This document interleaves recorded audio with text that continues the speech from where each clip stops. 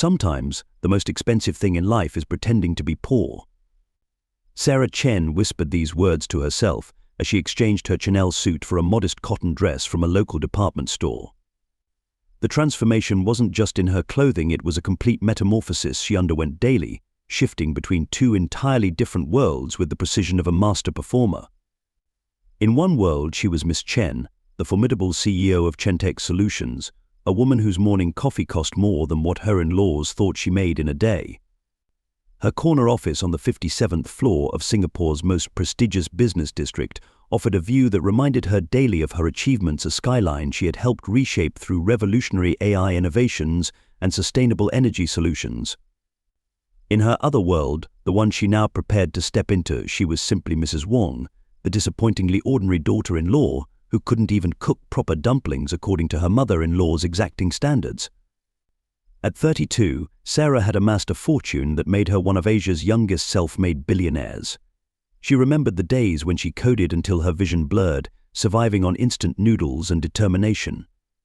Her breakthrough came at 26, an AI algorithm that revolutionized sustainable energy distribution.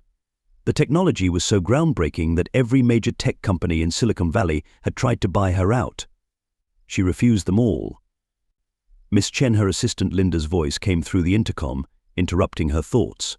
The board meeting documents are ready for your review, and the Wall Street Journal is requesting another interview about the company's expansion into European markets. Sarah smiled, adjusting her simple pearl earrings, a stark contrast to the diamonds safely stored in her office vault. Tell them I'll have to decline. Family dinner tonight. The irony of her situation never failed to amuse her. 3 years ago, when her net worth crossed the billion-dollar mark, she made a decision that her board of directors called insane. She would find love undercover. No mentions of her empire, no hints of her wealth, no traces of the power she wielded in the tech world. She wanted someone who would love Sarah the person, not Sarah the billionaire. Her friends had warned her. You're setting yourself up for disappointment, they said. But Sarah had seen too many relationships in her circle crumble under the weight of wealth, too many marriages where love was measured in prenup clauses and offshore accounts. Then she met James Wong. It happened at a local coffee shop where she occasionally worked on her laptop, maintaining her cover as a freelance writer. He was handsome in an approachable way, with kind eyes and a gentle smile that made her forget about quarterly reports and board meetings. He taught high school mathematics and spoke passionately about making education accessible to underprivileged students. Their courtship was refreshingly simple. No helicopter rides to private islands, no champagne in Paris. Instead, they shared local hawker center meals, walked in public parks, and talked for hours about everything and nothing. When he proposed 6 months later, with a modest ring that probably cost him 3 months' salary, Sarah cried real tears, not because of the ring's size, but because she thought she'd finally found someone who loved her for herself. The wedding was small, per his family's budget. Sarah contributed what would be reasonable for someone of her supposed means, secretly fighting the urge to upgrade everything. She told herself the deception was temporary. She would reveal everything once she was sure of their love. His family, especially his mother, made their disappointment clear from the start. A freelance writer, Mrs. Wong had said, her voice dripping with disdain. The Wong family has standards, you know, but Sarah was used to being underestimated. In the tech world, she'd faced worse prejudice and emerged stronger. What she hadn't expected was how James would change once they were married. How he would slowly begin to echo his mother's criticisms. How the kind eyes that had drawn her in would start to look at her with the same disappointment. As Sarah smoothed down her simple dress and prepared to leave her office through the private elevator, her phone buzzed with a message from her mother-in-law. Don't be late for dinner again, and please wear something presentable for once. The limbs are coming over. Sarah took a deep breath and squared her shoulders. She'd built a tech empire from nothing, revolutionized an industry, and earned billions before the age of 30. She could handle one more family dinner, or so she thought. The morning ritual at the Wong household began precisely at 6:30 a.m. Sarah knew because her mother-in-law, Eleanor Wong, would march into their kitchen at that exact time, her designer house slippers clicking against the marble floors she insisted on inspecting daily. Even though Sarah and James occupied the second floor of the family's semi-detached house, privacy was a foreign concept. "Aya, You call this breakfast? Mrs. Wong's voice carried its usual note of disapproval as she examined the traditional breakfast spread Sarah had prepared since 5 a.m. The congee is too thick. James needs it thinner, his digestion is delicate. And these century eggs? Store-bought, I can tell. When I was a young wife, I made everything from scratch. Sarah bit back the retort that she'd actually sourced the century eggs from a premium artisanal maker in Hong Kong, the same one that supplied Michelin-starred restaurants. Instead, she smiled apologetically. I'll do better tomorrow, Ma. You always say that. Mrs. Wong sighed dramatically. James, I don't know how you tolerate such mediocrity. Your cousin Kenneth's wife makes everything perfectly, and she manages their household accounts too. James, absorbed in his phone, merely grunted. 3 years of marriage had transformed him from the passionate teacher who once spoke about educational equality into someone Sarah barely recognized.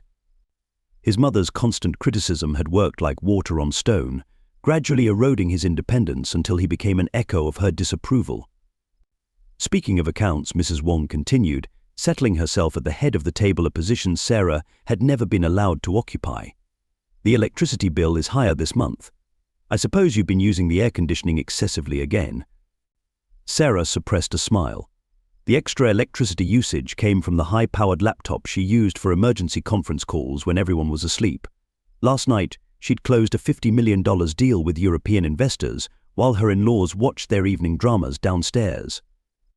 I'll be more careful, Sarah promised, serving James his coffee black with exactly 1 sugar cube, the only way his mother insisted he should take it, though he'd once preferred it with milk.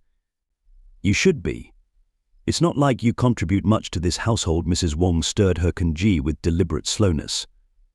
My friends all ask why James married a freelance writer. The Tan's daughter is a doctor, you know. She's still single. Ma. James finally looked up from his phone, but his weak protest died under his mother's sharp glance. Sarah excused herself to wash the dishes, her hands submerged in soapy water while her phone silently vibrated in her apron pocket. Probably Linda, her assistant, with updates about the morning's stock movements. Chentech's shares had been soaring since the announcement of their new quantum computing division. Sarah. Mrs. Wong's voice sliced through her thoughts. These dishes aren't going to wash themselves. And don't forget you're accompanying me to the Ladies' Association lunch today. Try to wear something appropriate. Last time you embarrassed me in front of everyone with that cheap dress. That cheap dress had been an understated Hermes piece worth more than Mrs. Wong's entire wardrobe. Sarah had chosen it specifically for its subtle elegance, but apparently even that was wrong. Later that morning, while preparing for the dreaded lunch, Sarah received an urgent email from her CFO about a potential hostile takeover attempt of a smaller company they were protecting. She locked herself in the bathroom, perched on the edge of the bathtub in her affordable dress, and orchestrated a complex financial defense strategy through her encrypted phone. Sarah. What's taking so long? Mrs. Wong's impatient rapping at the door made her nearly drop the phone. Honestly, James, your wife is so inconsiderate. My friend Mrs. Lee says her daughter never keeps her waiting. The Ladies' Association lunch was an exercise in endurance. Sarah sat quietly while Mrs. Wong and her friends dissected every aspect of her perceived inadequacies. Her career choice, her appearance, her failure to produce a grandchild, yet nothing was spared. At least she's not completely useless, Mrs. Wong declared to her audience. She can do basic housework, though James has to give her an allowance for everything. She can barely manage money. Sarah almost laughed at this. That morning, she'd authorized a $100 million research grant while waiting for the bus to the restaurant, a bus she took to maintain her cover, despite owning a fleet of luxury cars. The real pain came in the evening, when James returned from work in one of his darker moods. School politics had worn him down, but instead of confiding in her as he once did, he now channeled his frustrations into criticism. Mother says you were on your phone all afternoon again, he said, loosening his tie. She's right, you don't take your duties seriously. Maybe if you focused more on our family instead of your little writing projects. Sarah watched the man she'd fallen in love with disappear further behind his mother's words. The passionate teacher was gone, replaced by someone who measured his wife's worth by his mother's impossible standards. That night, after everyone had gone to bed, Sarah sat in her darkened kitchen, simultaneously managing her empire and fighting back tears. Her laptop's soft glow illuminated spreadsheets showing billions in assets, while upstairs her husband slept soundly, believing her to be worthless. Her phone buzzed with another message from Miss Chen. The board is waiting for your decision on the European expansion. Sarah squared her shoulders and dried her eyes. She was Sarah Chen, tech visionary and self-made billionaire. She could handle anything, even if handling it meant dying a little inside every day. The Wong family holdings financial crisis couldn't have come at a worse time. Sarah sat in her secret office, reviewing the company's books through her shell corporations, while downstairs her mother-in-law hosted another dinner party celebrating the family's imaginary success. Another round of champagne, Mr. Wong's booming voice carried through the floor. To 60 years of Wong family excellence. Sarah's laptop told a different story. The company's debt had spiraled to dangerous levels, their market share was plummeting, and their major contracts were being cancelled one by one. Without her anonymous interventions through various holding companies, they would have collapsed months ago. Her phone buzzed with a message from Linda. The Wong family holdings creditors are getting aggressive. Should we proceed with the emergency bailout plan? Before Sarah could respond, heavy footsteps approached her room. She quickly switched screens to a half-written lifestyle article, her supposed freelance work. There you are, Mrs. Wong burst in without knocking, her face flushed from champagne. How dare you hide up here during our celebration? What will our guests think? I'm sorry, Ma, I have a deadline. Deadlines. Always excuses with you. Do you know who's downstairs right now? Dr. Margaret Tan, Kenneth's new girlfriend. A proper career woman, unlike some people. She manages the entire oncology department at Mount Elizabeth Hospital. Sarah forced a polite smile, though her stomach churned. She'd heard endless praise of Margaret Tan for weeks now. The perfect daughter-in-law material. The woman Mrs. Wong wished James had married instead. Later that night, Sarah overheard Mr. and Mrs. Wong arguing in their study. The bank called again. Mr. Wong's voice was tense. We might lose everything. Impossible. Wong family holdings has been strong for 3 generations. Perhaps if James had married someone with better connections. Sarah slipped away, her heart heavy. Within an hour, she had orchestrated another anonymous investment into their company through 3 different shell corporations. It would buy them another month. But the hostility at home only intensified. Every dinner became an opportunity to highlight Sarah's shortcomings, with Margaret Tan's achievements as the constant counterpoint. Margaret just bought her parents a vacation home in Sentosa, Mrs. Wong announced one evening. Meanwhile, some people can't even contribute to the household expenses properly. James, who had grown increasingly distant, didn't even look up from his phone. Mother's right. We need to discuss your spending, Sarah. Those bus trips to town must be adding up. Sarah almost laughed at the irony she'd spent that morning preventing their family business from collapsing while taking said bus to maintain her cover. The breaking point came on a rainy Tuesday afternoon.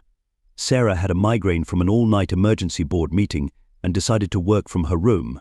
She was reviewing acquisition proposals when she heard familiar voices from the garden, despite the rain. James and Margaret Tan. Standing at her window, partially hidden by the curtain, Sarah watched as James pulled Margaret close under a shared umbrella. I can't keep doing this, Margaret was saying. You need to tell her. I will, James replied, his hand caressing Margaret's face in a way he hadn't touched Sarah in months. Mother's already laying the groundwork. Sarah will understand. She must know she doesn't fit in our world. Sarah's hands trembled as she recorded the conversation on her phone, her tech CEO instincts kicking in even as her heart shattered. Your mother says the company's struggles are a sign, Margaret continued. The Wong family needs new blood, James, strong connections. My father's hospital group could save Wong Holdings. I know. I've been so blind, Margaret.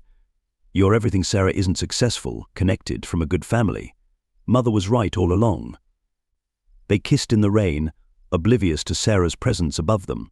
She watched through tear-blurred eyes as her husband of 3 years betrayed everything they'd built together. That evening, Sarah received an email from her private investigator confirming what she'd suspected. James and Margaret had been meeting secretly for months, ever since Wong Holdings' financial troubles began. The affair had started right around the time Mrs. Wong had first brought Margaret to their family gatherings. Sarah sat in her dark room, surrounded by screens showing her billions while her marriage crumbled around her. Her phone buzzed again. Linda, with updates about WOM Holdings' latest crisis. "Proceed with the full takeover," Sarah typed back, her fingers steady despite her inner turmoil. "It's time." Downstairs, she could hear Mrs. Wong coaching James on how to break the news to her. "She's such an emotional girl," her mother-in-law was saying. "We need to make her see this is for the best. The Wong family needs someone better." Sarah touched her wedding ring, then slowly slipped it off. They wanted someone better? They were about to get much more than they bargained for. The annual Wong family reunion was supposed to be a celebration of tradition and family unity. Instead, it became the stage for Sarah's greatest humiliation and her most powerful revelation.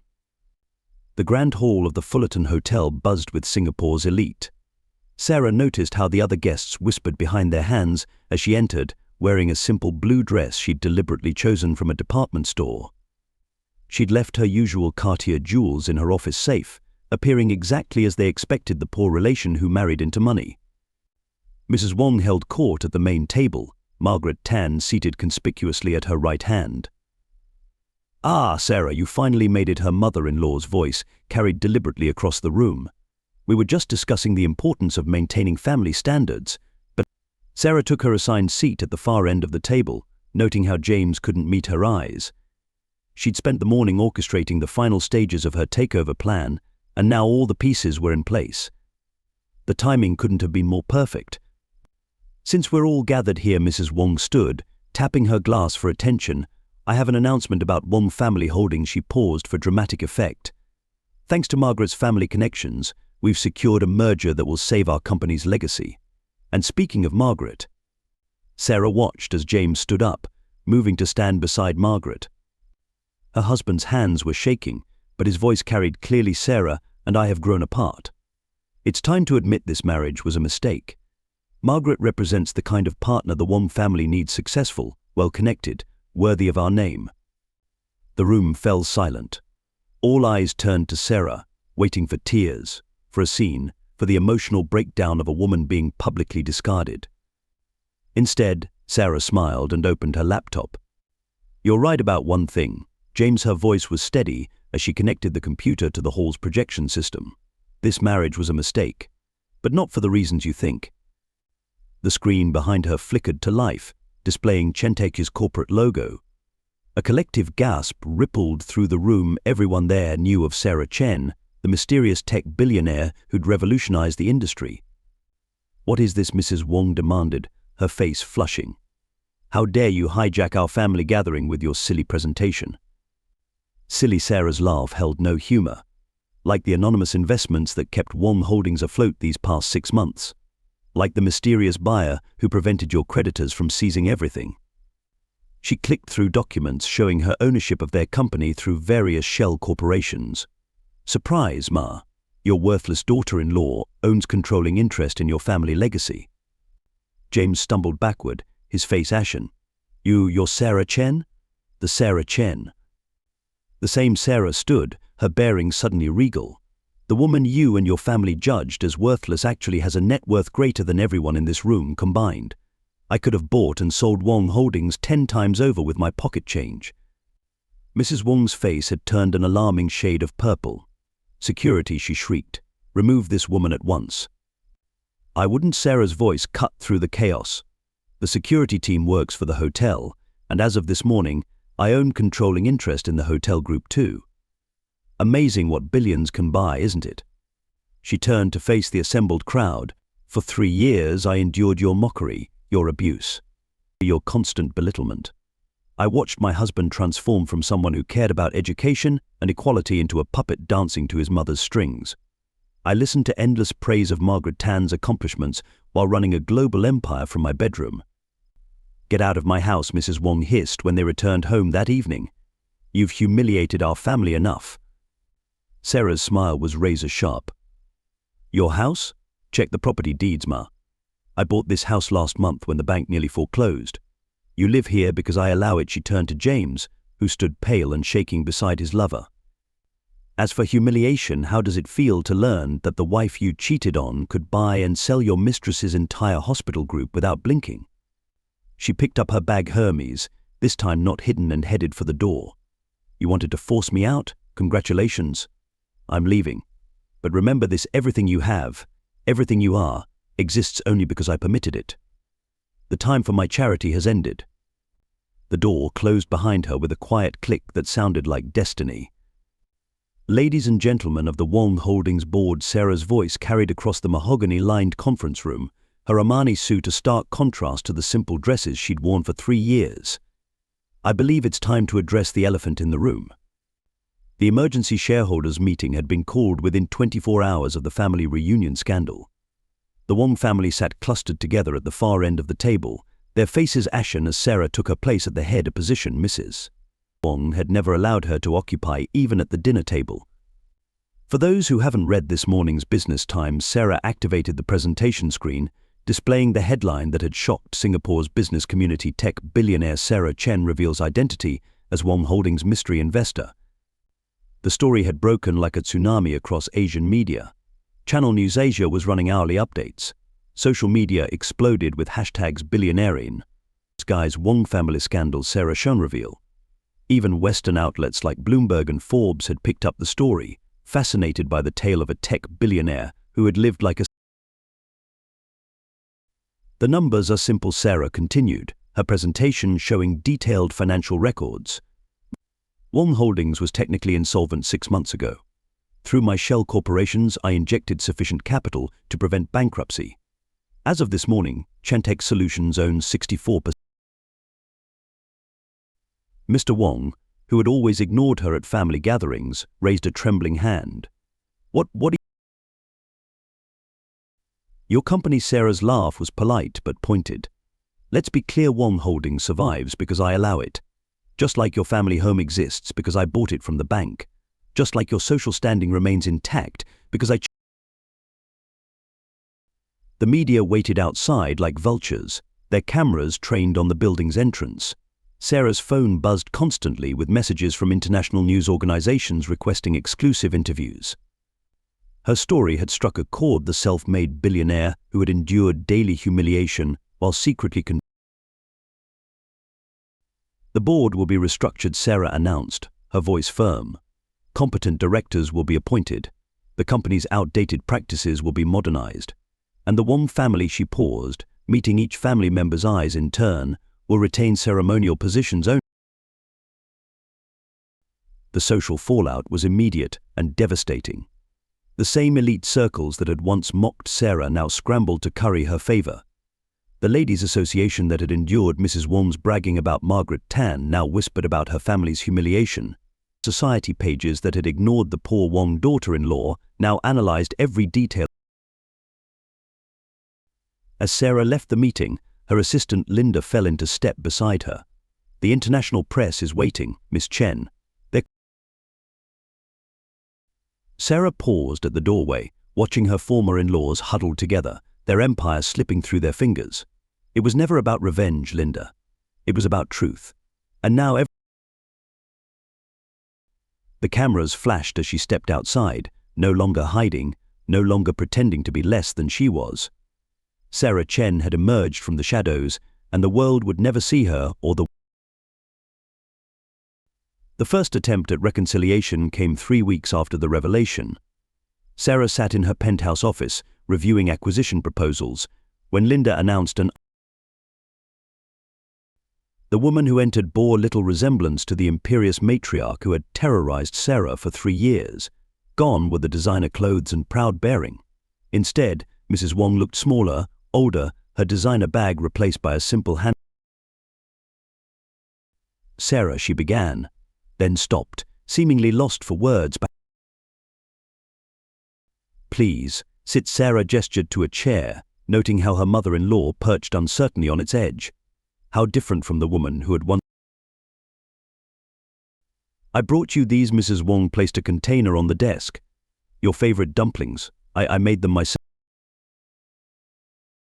Sarah looked at the carefully crafted dumplings, remembering all the times this woman had criticized her cooking. "I deserve that." Mrs. Wong's voice cracked. "I deserve worse. The things I said to you, the way I treated you, I was so focused on status, on appearances. I thought I was protecting our family's legacy." Tears began rolling down Mrs. Wong's cheeks. My friends won't speak to me now. The Ladies' Association dropped my membership. But that's not why I'm here. I'm here because I cannot sleep at night remembering. Sarah maintained her composure, though her heart twisted. It wasn't just words, Ma. You shaped James into someone who could betray his marriage vows. You taught him that. I know, Mrs. Wong whispered. I ruined my son. Meanwhile, James had embarked on his own journey of self-reflection. The affair with Margaret ended the day of Sarah's revelation. Margaret, it turned out, was as interested in the Wong family's status as Mrs. James sought counseling, trying to understand how he had strayed so far from his original values. His letters to Sarah, delivered weekly to her office, showed a painful. I look in the mirror. He wrote, and I don't recognize myself. When did I stop being the man who wanted to change lives through education? When did I start measuring people's worth by their bank accounts? The irony is that while I was becoming everything I once despised. Sarah read each letter carefully but didn't respond. She watched from afar as James returned to teaching, this time at a school in a lower-income neighborhood.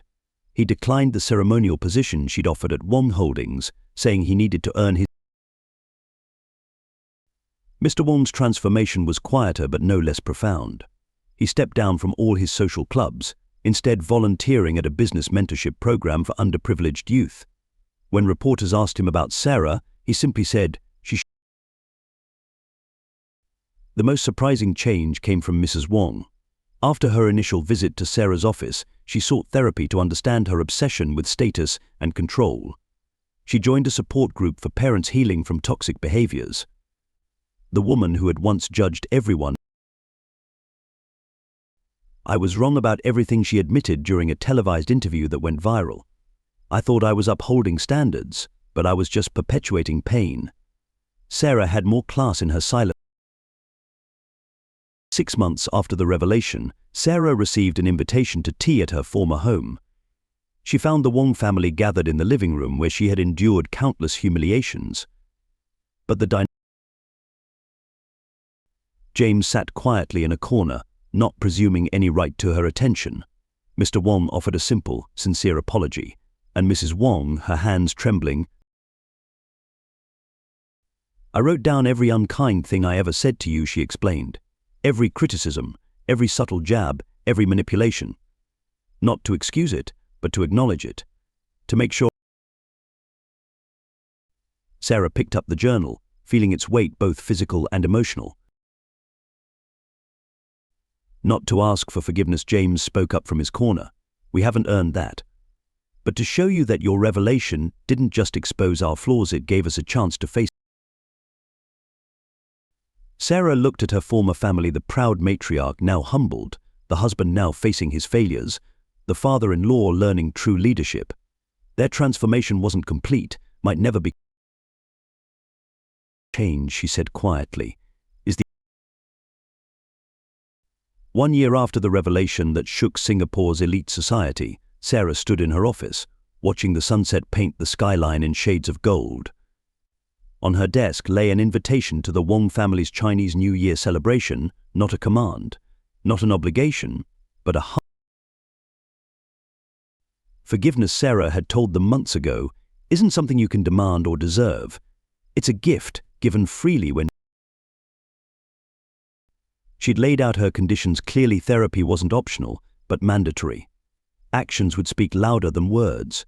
Transformation had to come from within, not from the fear of losing status or money. Most importantly, they needed to understand that worth wasn't measured in bank accounts. The Wong family had taken these conditions to heart. Mrs. Wong now ran a support group for reformed toxic parents, sharing her journey from status-obsessed matriarch to humble student of human nature. Her signature phrase, once used to criticize Sarah, became her mantra for change. I was wrong. James continued teaching in the neighborhood school, refusing to use his connection to Sarah for advancement. His students' success stories meant more to him now than any social status ever had. He and Sarah maintained a cordial but distant relationship, both understanding that some bridges, once burned, could be acknowledged. Mr. Wong transformed his business mentorship program into a foundation helping underprivileged entrepreneurs, working alongside Sarah's tech incubator to create opportunities for those society had overlooked. "My daughter-in-law," he would say, "taught me that true legacy isn't about preserving wealth. The ultimate lesson wasn't about revenge or redemption, but about authenticity." Sarah's billions hadn't made her worthy, they had merely exposed the hollow nature of those who judged worth by wealth. Her success wasn't in maintaining her cover or revealing her power, but in remaining true to her. The greatest fortune, Sarah wrote in her viral LinkedIn post about the experience, isn't measured in dollars or status. It's measured in the capacity for growth, the courage to face our flaws, and the wisdom to value people for who. As she picked up the invitation, Sarah smiled. She would attend the celebration not as the poor daughter-in-law, not as the billionaire CEO, but simply as herself. The Wong family had learned to see her true worth, independent of her bank account. In doing so, sometimes the most valuable things in life couldn't be bought or sold. Sometimes the richest people were those who understood that human worth transcended wealth. And sometimes the greatest power lay not in revenge or dominance, but in giving others the chance to become. That, Sarah realized, was the billion-dollar lesson.